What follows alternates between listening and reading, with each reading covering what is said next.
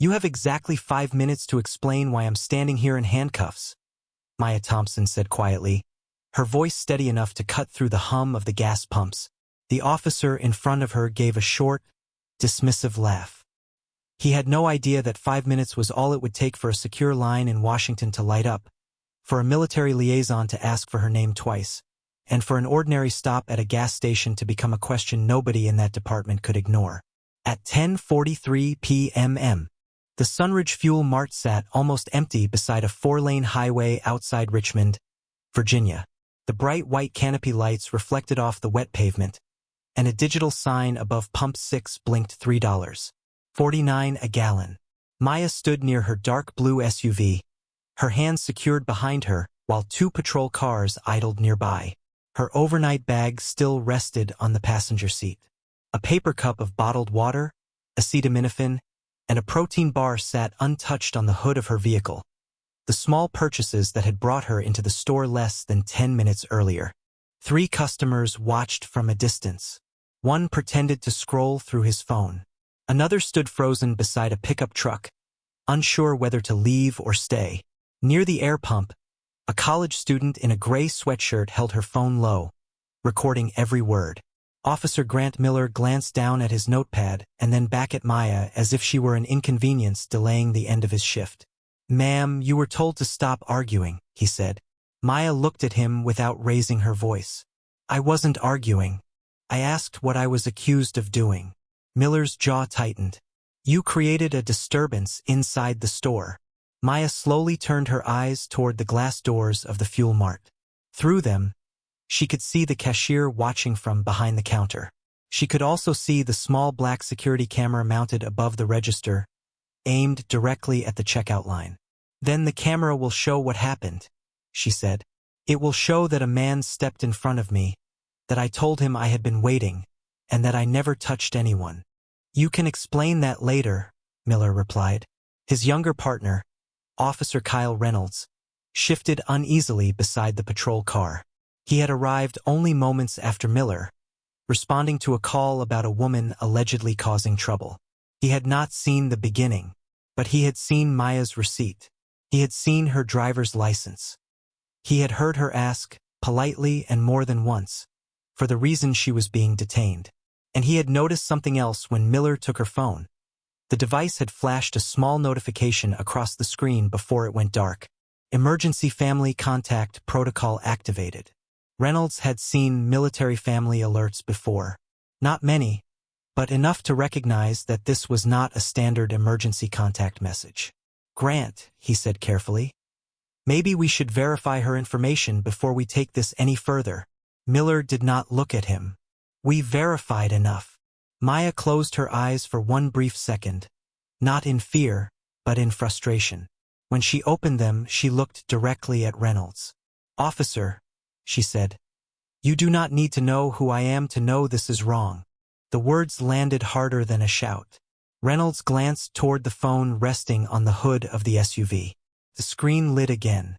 This time, a secure call appeared with no name, no number, only a seal he recognized instantly.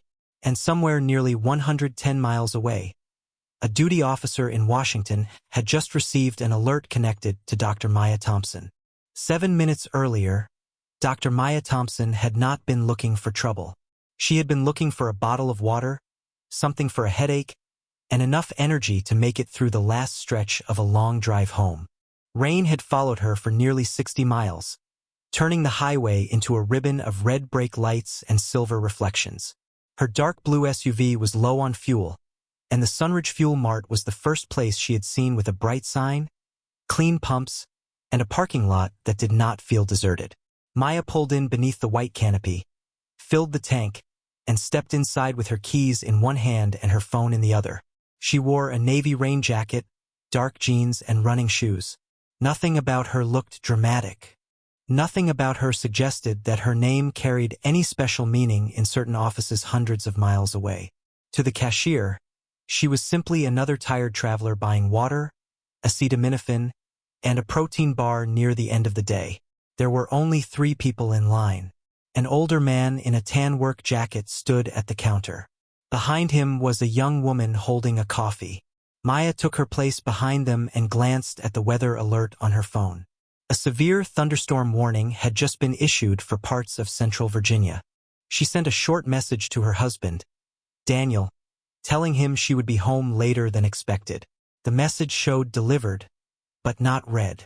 That did not surprise her. General Daniel Thompson was often in meetings where his phone stayed silent for long stretches, especially when he was on base or traveling between official briefings. Maya slipped the phone into her jacket pocket and waited. Then a man in a black baseball cap walked in from the rain, moved past the line, and placed an energy drink on the counter directly in front of Maya. For a moment, she assumed he had not noticed her. She gave him a polite smile and said, "Excuse me, sir. I believe I was next." The man turned slowly. His expression changed when he looked at her. "I am in a hurry," he said. Maya nodded once. "I understand. We all are. But I have been waiting here."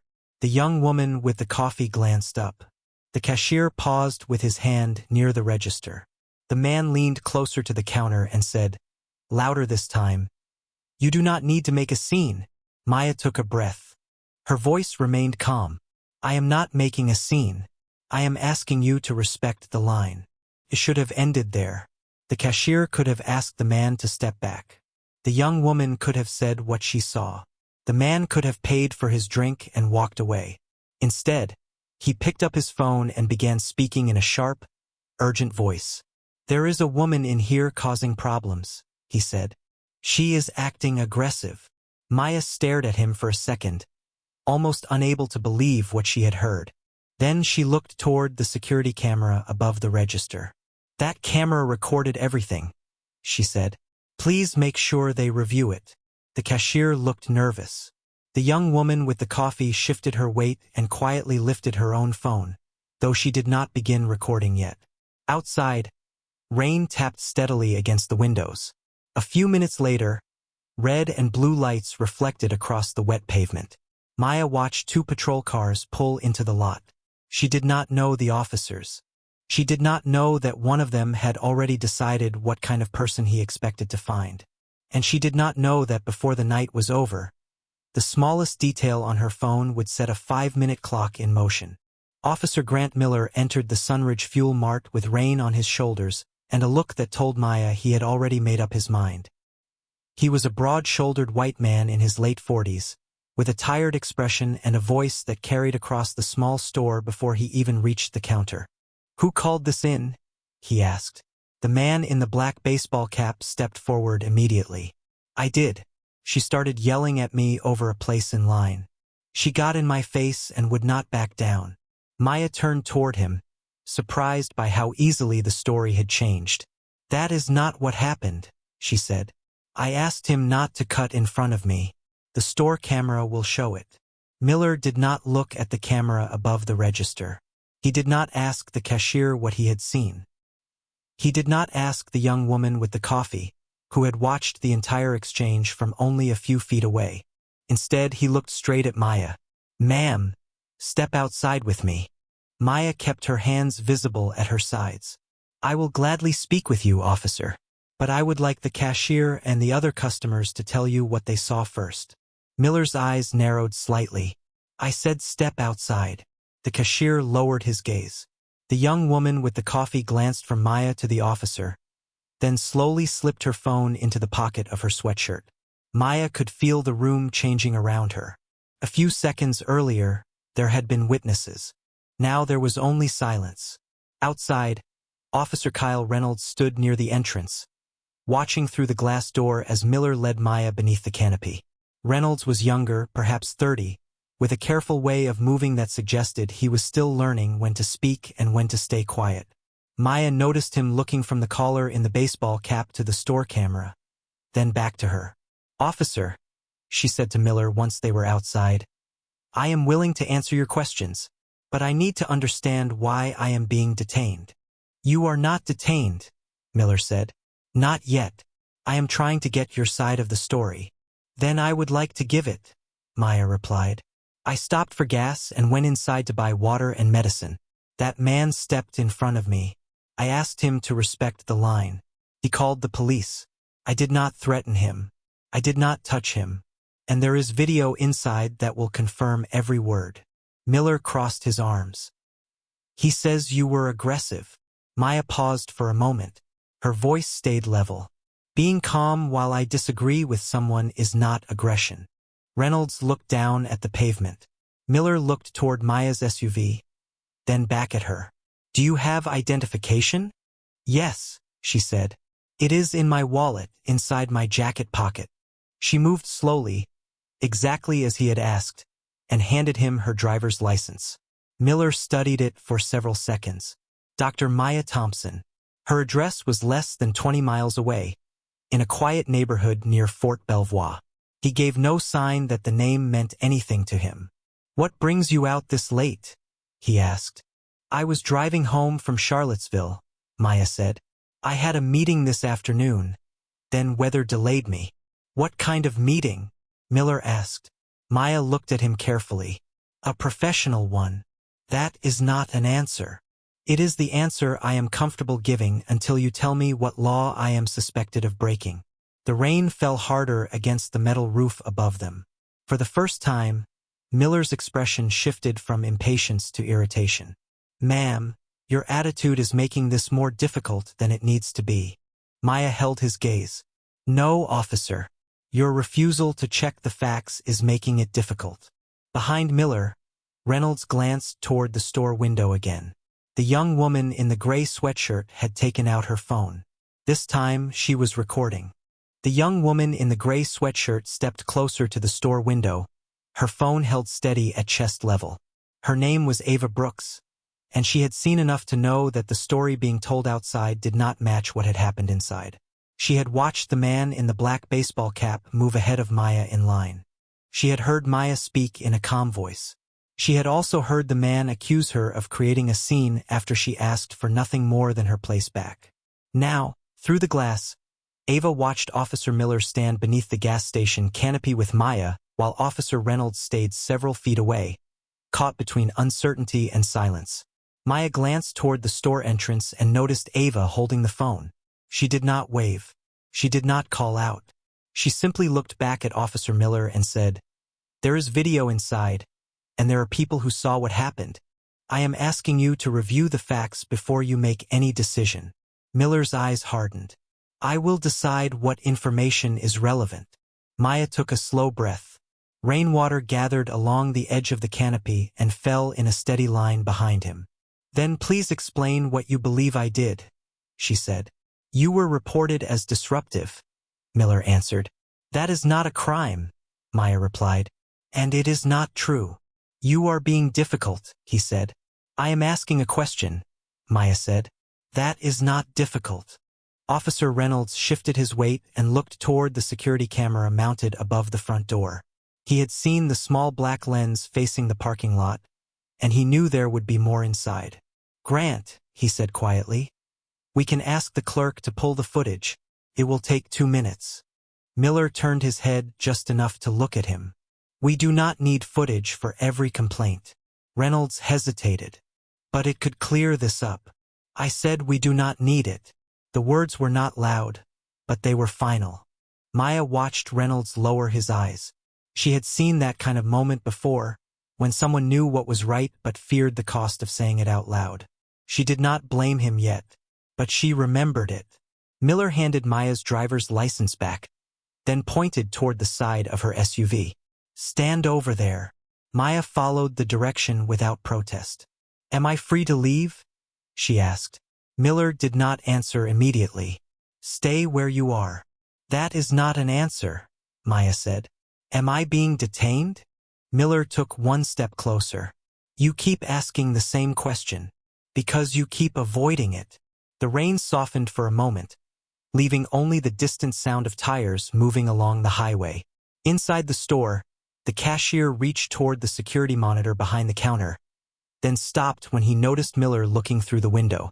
The man in the black baseball cap stood near the coffee station, watching everything with a guarded expression. He had not expected the situation to grow this serious. He had wanted to be believed. He had wanted Maya to be treated like the problem. But now the store felt too quiet, and every person inside seemed to understand that something was wrong. Maya reached slowly toward the pocket of her jacket. "My phone is ringing," she said. "May I answer it?" Miller looked down at the screen lighting through the fabric. "No, it may be important," Maya said. "It is not important right now," Miller replied. The phone stopped ringing, then started again almost immediately. Officer Reynolds looked over. The screen was visible for only a second, but it was enough. There was no name, no ordinary caller identification, and no familiar number. There was only a secure notification marked by an official seal. Reynolds felt a cold uncertainty settle in his chest. He looked at Maya again, this time not as a complaint in a report, but as someone whose situation he did not understand at all. And then Maya spoke in the same calm voice she had used from the beginning. "Officer Reynolds," she said, "before this goes any further, you may want to ask why a secure federal line keeps calling my phone."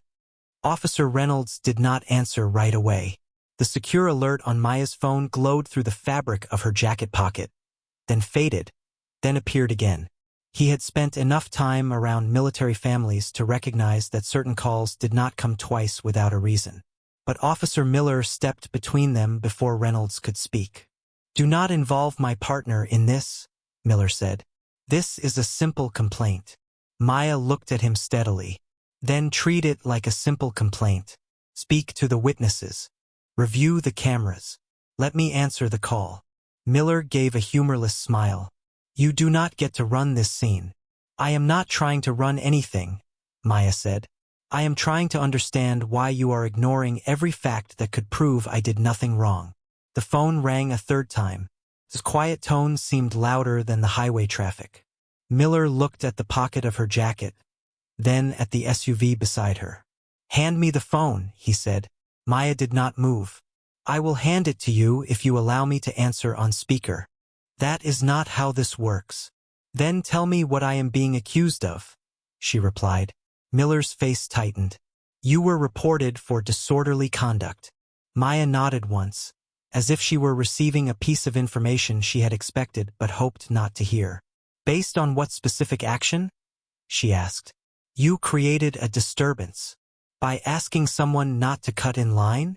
Miller did not answer. Instead, he reached toward the front of her jacket. Maya immediately stepped back half a pace, keeping both hands where he could see them.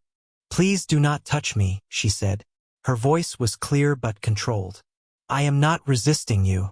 I am asking you to explain what you are doing." To Miller, that sounded like defiance. To Reynolds, it sounded like a woman trying very carefully not to make a confusing situation worse. "Grant," Reynolds said, more firmly this time, "we should slow down. The caller is still inside. The clerk is inside. There is video. We can sort this out." Miller turned toward him. "Are you questioning my judgment?" Reynolds held his breath for a moment. Rain moved in thin streams across the pavement between them. "I am saying we do not have to rush." Miller looked back at Maya, and something in his expression hardened. "Turn around," he said. Maya did not raise her voice. "Am I under arrest?" "Turn around." "Officer Miller, I am asking whether I am under arrest." "You are being detained until we figure this out." "Then I would like to call an attorney," Maya said. "And I would like you to preserve the store video." Miller took a step closer. "Turn around now." Maya looked past him toward the store. Ava stood by the window, phone still recording. The cashier had moved closer to the front door, his face pale and uncertain. The man in the black baseball cap was no longer watching with confidence. His eyes moved from Maya to Miller and back again, as though he had suddenly realized that the story he told had gone much farther than he intended. Maya took one long breath and turned around. "I am not resisting," she said. "I want that clearly understood." Officer Miller secured her hands behind her, then took her phone from her jacket pocket. The screen lit one more time. This time, Reynolds saw more than the seal. He saw a short line of text beneath it. "Secure Family Protection Channel." He felt his stomach drop. Miller pressed the side button and silenced the call without reading it. "There," he said. "Now we can talk." But Maya did not look angry. She looked almost sad. "No," she said quietly. "Now someone else is going to start asking questions." For several seconds, nobody spoke. The rain had eased into a soft mist, but the air beneath the bright gas station canopy felt heavier than before. Officer Miller stood beside Maya's SUV with her phone in his hand, as if silencing it had settled the matter. Officer Reynolds watched the dark screen carefully. He had seen the words Secure Family Protection Channel before the call disappeared, and he could not ignore the feeling that they were standing at the edge of something much larger than a disagreement inside a convenience store. Maya remained still, her shoulders straight despite the rain gathering on her jacket.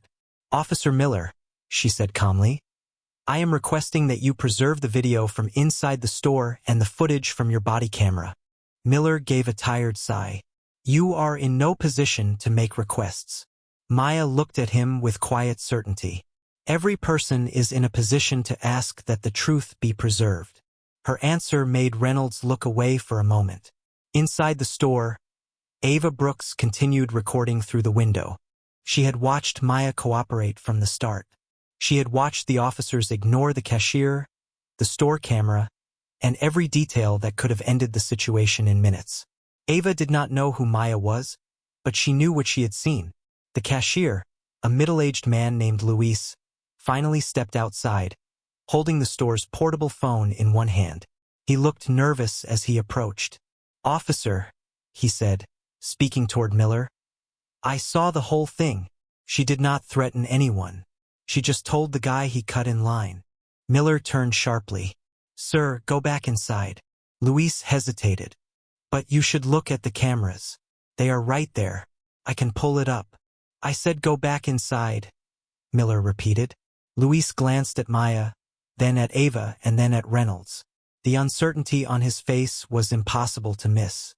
He wanted to help, but the command in Miller's voice had made him afraid of becoming part of the problem. Maya noticed it too. "Please do not put him in a difficult position," she said. "He is trying to tell the truth." Miller looked at her again. "You need to stop talking." Maya lowered her eyes for a brief moment, then lifted them again. "I have not raised my voice once. I have not refused an instruction. I have not interfered with your work. I am simply asking for the facts to be recorded." Reynolds felt a pressure building in his chest. He knew that was true. He had heard every word.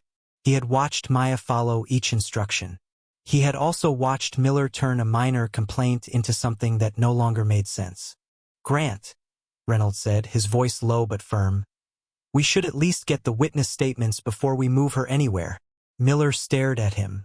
"You think I do not know how to do my job? That is not what I said." "Then stop second-guessing me." Reynolds said nothing, but his eyes moved to Maya's phone in Miller's hand. The screen lit again. This time it did not ring. A short message appeared across the display before Miller could turn it away. "Emergency verification request received. Please remain available." Reynolds felt his heartbeat quicken. He looked at the name on Maya's driver's license again. Dr. Maya Thompson. The address near Fort Belvoir. The secure alert. The fact that someone, somewhere, had received a signal the moment her phone was taken. Miller noticed Reynolds staring. "What?" he asked. Reynolds swallowed. "I think we need to call dispatch and verify something." Miller looked annoyed. "Verify what?" Reynolds did not answer immediately. He looked at Maya, then at the silent witnesses, then at the phone that had begun to glow again in Miller's hand. Finally, he said, "I think somebody already knows exactly where she is." Officer Miller stared at Reynolds for a moment, as if he could not believe the younger officer had said it out loud. "You are letting a phone notification get into your head," he said. "That is all this is." Reynolds did not look away. "It may be nothing," he replied. "But if it is nothing, dispatch can tell us that in 30 seconds. Miller glanced at Maya.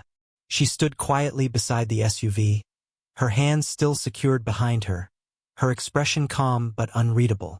She had stopped trying to persuade him. That was what unsettled Reynolds most. Earlier, she had asked for the camera footage. She had asked for the witnesses. She had asked for the reason she was being held. Every request had been reasonable. Every request had been ignored. Now she simply watched them, as though she already knew the next decision would reveal more about them than about her. "Call dispatch if you want," Miller said at last. "But do not turn this into something it is not." Reynolds walked several steps away, toward the passenger side of the patrol car, and lifted his radio. His voice was steady, but his fingers were not. "Dispatch, this is Unit 12. I need an identity verification and guidance on a secure alert connected to a civilian phone." The dispatcher asked for Maya's name and date of birth. Reynolds read them carefully from her driver's license. The radio went quiet. For a few seconds, there was only the sound of rain tapping against the patrol car roof and the distant rush of traffic along the highway. Miller checked his watch. "See?" he said. "Nothing." Then the dispatcher came back, but her voice had changed. It was lower now, more careful. "Unit 12, stand by. Do not transport the individual. Repeat, do not transport. A supervisor is being notified." Miller looked up sharply. "What does that mean?" Reynolds did not answer. He was listening. The dispatcher continued. "Confirm the individual is Dr. Maya Thompson. Confirm she is located at Sunridge Fuel Mart off Route 95, northbound side." Reynolds gave the confirmation. Ava, still standing near the store entrance, heard the words through the open patrol car window. Her eyes widened, but she kept recording. Inside the store, Luis the cashier looked toward the counter where the security monitor sat waiting. The man in the black baseball cap had gone completely still. For the first time, he seemed to understand that the officers were no longer focused only on Maya. They were beginning to look at the whole situation. "Dispatch," Miller said into the radio, stepping closer to Reynolds. "What is the concern?" There was another pause. Then a different voice came through, older and more direct. "Officer Miller, this is Sergeant Hayes. You are to remain on scene. You are to preserve all available recordings, including body camera footage, store surveillance, and witness video. Do not question Dr. Thompson further until a supervisor arrives." Miller's face tightened. "Sergeant, with respect, this is a minor disturbance call." "It may have started that way," Sergeant Hayes replied. "It is not being treated that way now." Maya finally spoke. Her voice was soft, but every person near the pumps heard it. "Officer Miller, I told you from the beginning that the facts mattered." Miller looked at her, and for the first time that night, he did not have an answer. The order from Sergeant Hayes changed the air around the gas station immediately. Officer Miller lowered his radio slowly, the confidence in his posture replaced by a guarded stillness. Officer Reynolds remained beside the patrol car, looking at Maya as though he had just realized how many chances they had been given to handle the situation differently. Maya did not smile. She did not demand an apology. She only stood in the rain-dampened night, her hands still secured behind her, while the people who had ignored her moments earlier began to understand that the truth was no longer something they could push aside. "Officer Reynolds," Sergeant Hayes said through the radio, "I need you to confirm whether Dr. Thompson has any medical needs and whether she has been informed of the reason for her detention." Reynolds looked at Maya. "Dr. Thompson, are you all right?" Maya nodded once. "I am physically fine, but I have not been given a clear reason for being held." Reynolds swallowed. "You are being held while we investigate a complaint of disorderly conduct." Maya looked toward the convenience store windows, where the security cameras were still visible above the front entrance. "Then I would again request that you investigate it," she said. "The video is inside. The witnesses are inside. Everything you need has been there from the beginning." Miller glanced toward the store but said nothing. Ava Brooks stepped forward from near the door, her phone still raised. Her voice trembled slightly, but she spoke clearly. "I saw what happened," she said. "She did not threaten that man. She did not yell at him. He cut in front of her, and she told him she was already in line." Miller turned toward Ava. "Ma'am, I told you to remain inside." Ava tightened her grip on the phone. "I was inside. I heard you tell the cashier not to talk too." The man in the black baseball cap shifted near the entrance. His face had lost its earlier certainty. He looked at Ava, then at the officers, then at Maya. She was being rude, he said quietly. That is all I meant. Maya looked at him for the first time since the officers arrived. Her voice was calm, but there was weight behind every word. You called the police because I asked you not to take my place in line. The man looked down. You made it sound bigger than it was, Maya continued. And then they made it bigger than it should have been. Nobody answered. Officer Reynolds received another message through the radio console inside the patrol car. He leaned in to read it, then froze. The screen displayed a priority verification notice and a request for immediate confirmation of Maya's location, status, and access to her phone. Below it was a name he recognized from news reports and military briefings. General Daniel Thompson. Reynolds looked at Maya again, but she spoke before he could ask anything. Please do not make this about my husband, she said quietly. This is about what happened here. Her words stopped him. Even now, with a powerful name attached to the situation, Maya was not trying to use it as a shield. She was asking for the same thing she had asked for from the start. Fairness, facts, and accountability. Miller stepped closer to Reynolds, his voice low. What does it say? Reynolds hesitated, then answered carefully. It says we need to preserve every recording and wait for a supervisor. Miller stared at the screen. Why? Reynolds looked at Maya, then at the witnesses, then at the camera above the store door.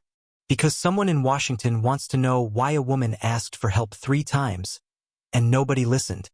The message on the patrol car screen did not contain an explanation, only instructions. Preserve all recordings. Confirm the subject's condition. Do not move her from the location. Await supervisory contact.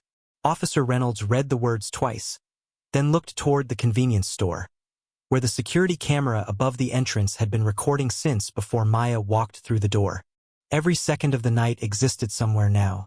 The man stepping in front of her, Maya calmly asking for her place in line, the call to police, the witnesses who had been too afraid to speak, and the officers who had chosen not to look. Officer Miller reached for the radio again. Sergeant Hayes, he said, trying to keep his voice controlled. I need clarification. Is this related to a federal matter? The answer came after a brief pause. Officer Miller, you are not authorized to speculate. You are authorized to preserve evidence and wait for your supervisor. Miller looked toward Maya, then toward the phone in his hand. The display had gone dark, but he now held it differently, no longer like an inconvenience, but like something he did not understand and could not control. Maya watched him without satisfaction. She had spent years around people who believed that authority meant certainty. Her husband had often said that real leadership began when a person admitted what they did not know. But Officer Miller had not admitted uncertainty. He had filled every gap with an assumption. Ava stepped farther beneath the canopy, still recording. Can she at least sit down? She asked. She has been standing out here in the rain for a long time. Miller looked at Ava sharply, but Reynolds spoke before he could answer. Yes, Reynolds said. She can sit in the back seat of the patrol car while we wait. Maya turned her head toward him. I would prefer to remain where the witnesses can see me, she said. Reynolds understood immediately. She did not want to disappear behind tinted windows while the story was still being written without her. All right, he said. We will stay right here. Luis, the cashier, returned with the store manager on the phone. His hands trembled as he held out the device. My manager says he can send the security footage to the police department right now, he said. Miller hesitated, but Reynolds took the phone. Please have him preserve the original copy as well, Reynolds said. Do not overwrite anything. The words sounded routine, but they changed the scene. For the first time, the evidence was being treated as evidence. The man in the black baseball cap moved toward his car, hoping no one would stop him. Maya saw him out of the corner of her eye. Sir, she said, not loudly, but clearly enough for everyone to hear. Before you leave, I would like you to tell the officers exactly what you saw. He froze with one hand on his door handle. I already told them, he said. No, Maya replied. You told them what you wanted them to believe. I am asking you to tell them what happened. His eyes moved toward the convenience store windows, then to Ava's phone, then to the patrol car camera. I cut in line, he said at last. His voice was barely above the rain. She said something about it. That was all. Officer Reynolds closed his eyes for 1 second. Officer Miller said nothing, and from the radio at his shoulder, Sergeant Hayes returned with a final message that made the entire parking lot fall silent. Supervisor arrival time, 2 minutes. Additional federal liaison has been notified. 2 minutes felt longer than the entire drive from Charlottesville. No one moved very much beneath the gas station canopy. The bright lights reflected across the wet pavement, and the silence between the patrol cars seemed louder than the highway beyond the lot. Maya remained beside her SUV, her hands still secured behind her. Officer Reynolds stood a few feet away, alert now in a way he had not been when he first arrived. Officer Miller paced once toward the pump island, then turned back, his eyes moving from the store windows to the phone in his hand. The screen remained dark, but everyone knew it could light up again at any second. Ava kept recording. Luis stood near the door, clutching the store phone. The man in the black baseball cap had not gotten into his car. He stayed beside the driver's door with his shoulders tense, staring at the ground. Then another vehicle entered the lot, its headlights sweeping over the pumps before it stopped near the patrol cars. Sergeant Rebecca Hayes stepped out first. She was a woman in her 50s with a rain jacket over her uniform and the kind of expression that made people straighten their posture without being told. She did not rush toward Maya. She did not begin with questions. She looked at every person present, the 2 patrol cars, the store entrance, the cameras, and the phone in Officer Miller's hand. Officer Miller, she said, give me a summary of the incident. Miller started quickly. We received a complaint that Dr. Thompson was causing a disturbance inside the store. The caller said she became aggressive after a dispute in line. Sergeant Hayes held up one hand. Did you review the store footage? Miller paused. Not yet. Did you take a statement from the cashier? Not formally. Did you take a statement from the witness recording on her phone? Miller looked toward Ava. No, Sergeant Hayes nodded once, but her face did not soften. And did Dr. Thompson refuse any lawful instruction? No, Miller said quietly. Did she threaten anyone? No. Did she touch anyone? No. The questions landed one after another, each one stripping away the story Miller had relied on minutes earlier. Sergeant Hayes turned to Reynolds. Officer Reynolds, is that accurate? Reynolds took a breath. Yes, Sergeant. Dr. Thompson was cooperative from the moment we arrived. She repeatedly asked us to review the camera footage and speak to the witnesses. Sergeant Hayes looked at Maya. Dr. Thompson, I am Sergeant Hayes. I am sorry you have been left standing in the rain. I am going to make sure this is handled correctly from this point forward. Maya did not respond with anger. Thank you, she said. Please start with the footage. Not my name. Not my family. The footage. Sergeant Hayes held her gaze for a moment. Then she turned to Officer Miller. Remove the restraints. Miller looked stunned. Sergeant, we are still waiting for clarification from the federal liaison. You have all the clarification you need for this moment, Hayes said. There is no credible basis to keep her restrained while the evidence is reviewed. The click of the restraints being removed was quiet, but everyone heard it.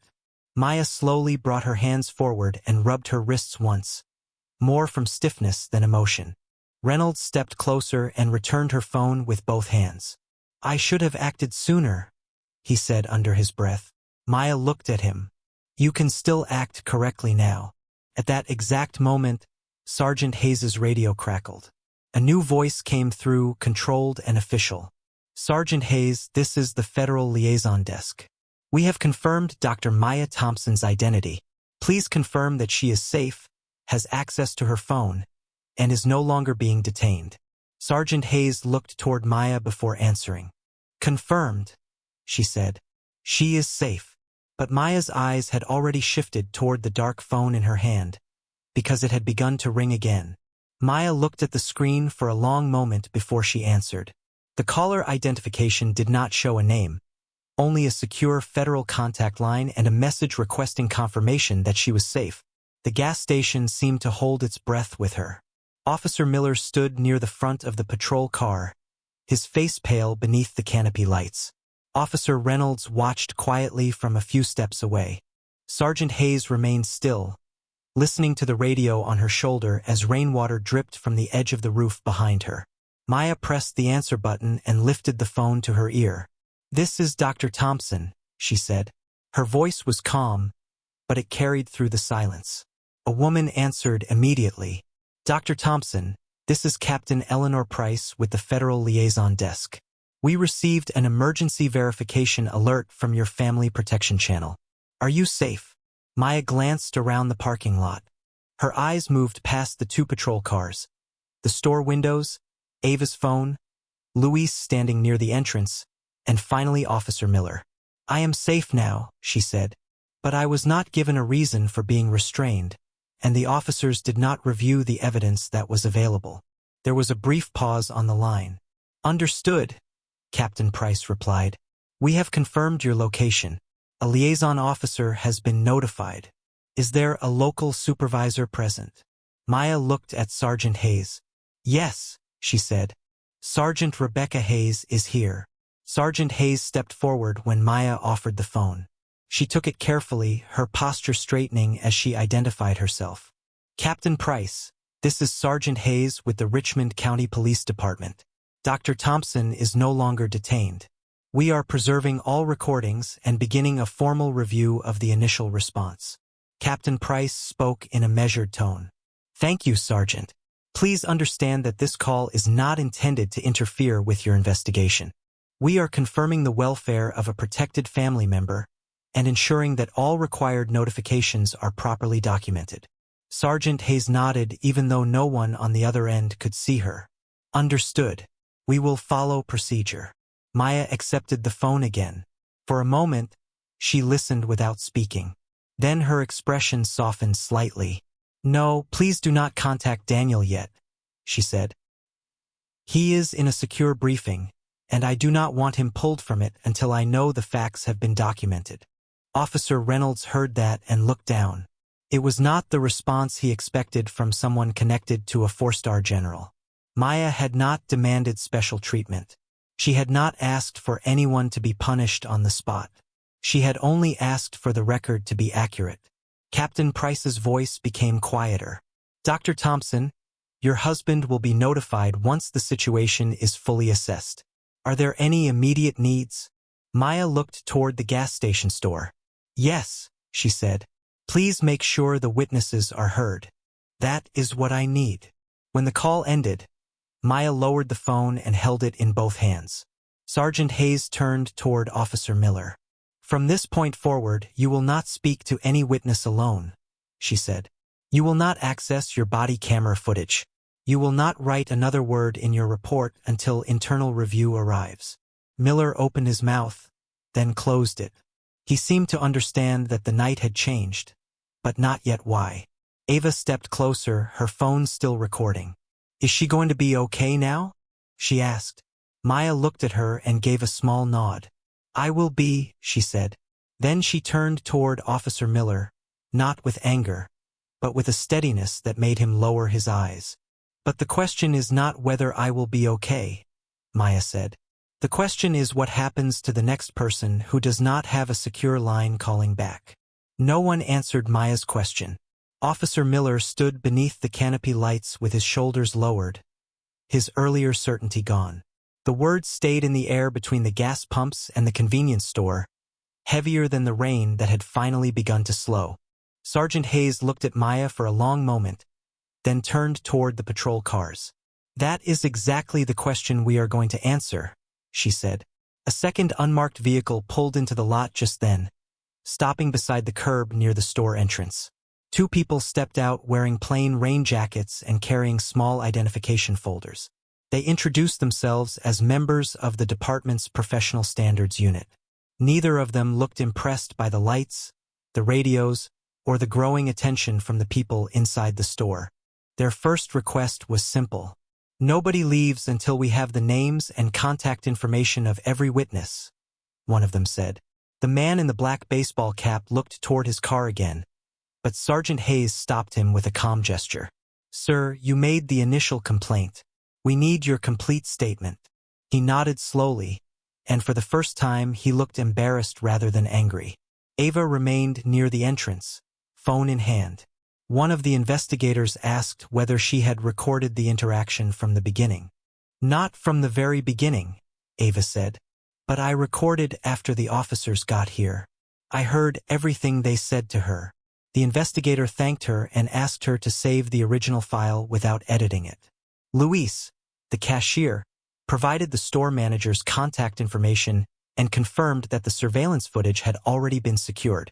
Officer Reynolds gave his statement next. He described the call, Maya's repeated requests to review the video, the secure notifications on her phone, and his own hesitation. He did not try to make himself sound better than he had been. I should have asked for the footage immediately, he said. I knew we did not have enough information.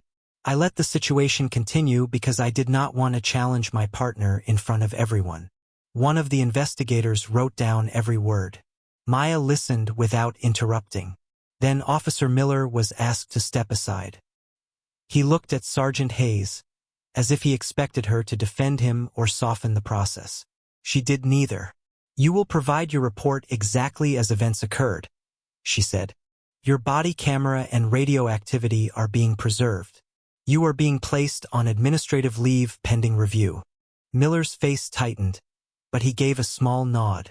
He handed over his radio and walked toward the second vehicle without speaking.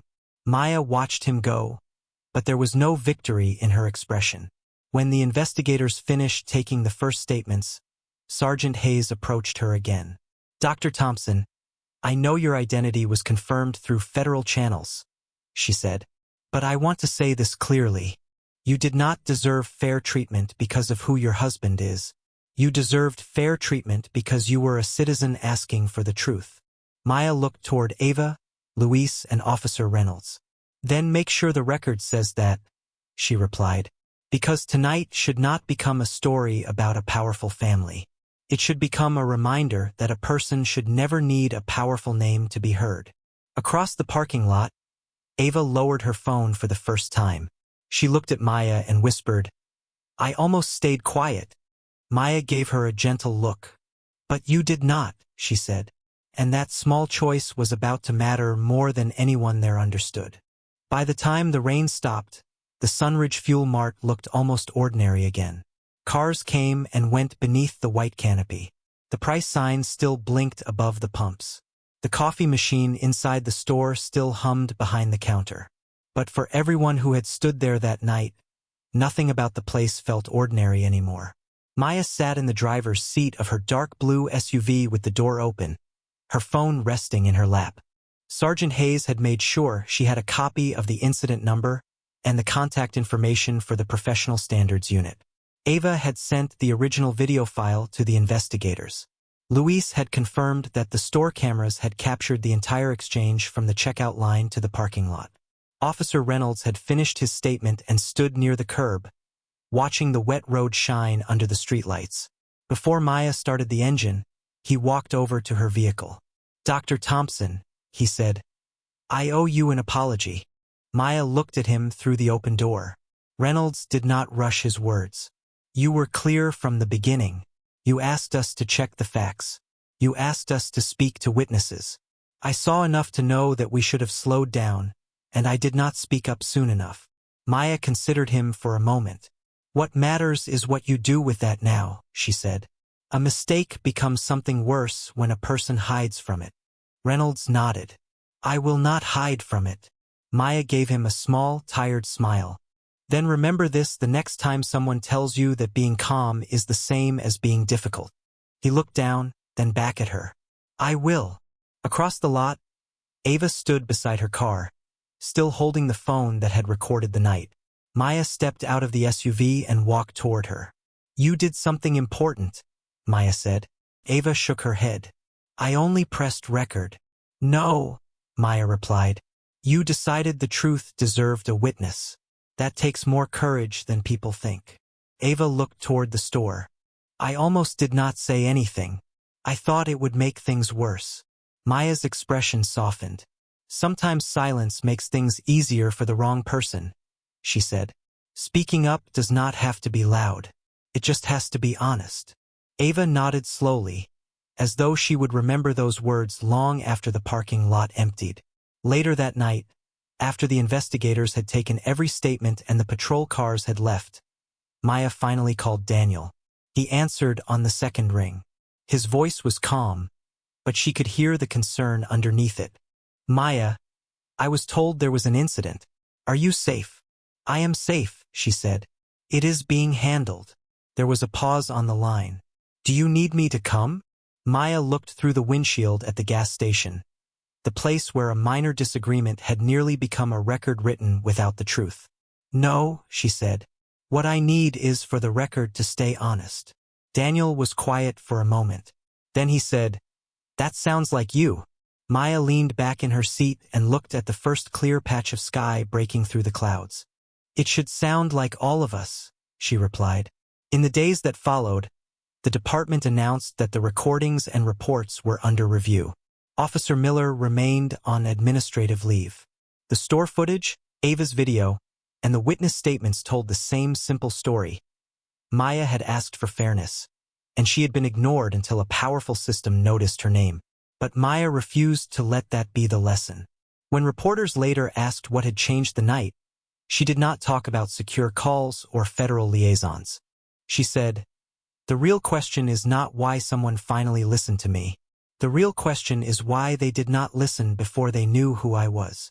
And at a small gas station off Route 95, where a woman had once stood alone in the rain, the answer began with the evidence, the witnesses, and one person brave enough to say, That is not what happened.